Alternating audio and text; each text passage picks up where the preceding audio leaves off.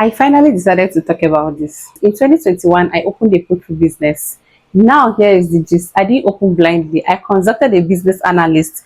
We did the math, feed costs, vaccine, drugs, pen construction. In fact, everything you can think of about poultry. And then, after the whole mathematics, we kicked off. I bought 300 chicks day old. The first few weeks I was at the farm every day. You know that new business gra. Every day I go to the farm to go check on the chicks. I check the temperature, I check the water, I check the lighting. I made sure everything was perfect. Look at the beds and I'll be so happy. Like, I'm seeing my house rent already. I know that my bills are already covered. Like, financial freedom. Very soon I'm gonna turn into a big girl. I was so happy. I was excited because that was the first business I ever invested huge money into. So I made sure that everything worked out. Then the third month, the bets were already grown for markets. Like, I was already calculating the profits in my head.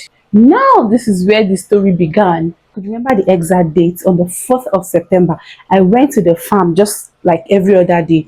On getting to the farm, boom, everything was gone. I cried, oh, I wailed, I shouted, I was rolling on the floor because you could imagine 300 beds gone out of the blues. I didn't know what to do. Now you'll be wondering what really happened to the chicken. Armed robbers came and took everything away. While I was making provision for water, food, light, I forgot something that's very important: security. I had passion but didn't have security in my budget. No watchman, no plans for risks. Now I also learned something very important. Every failure in business is a data. Pure data, because there is no way this kind of thing will happen to me again. I've added it in my record book, in my business book, that when I open a business, there should be availability for security. Exactly what to do next time, and that's valuable. When I'm giving business ideas to someone that wants to open a poultry, of course I chip in security because these things has happened to me.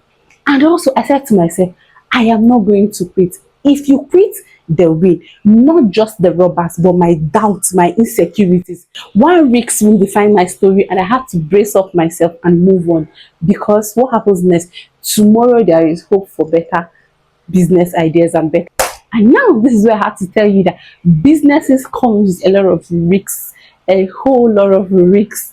But if you give up, you would never achieve your dreams. In this line of being an entrepreneur, every day you wake up, you meet one or two reasons to give up. But if you persist, one day I'll also be here to tell your story of how you made it through business.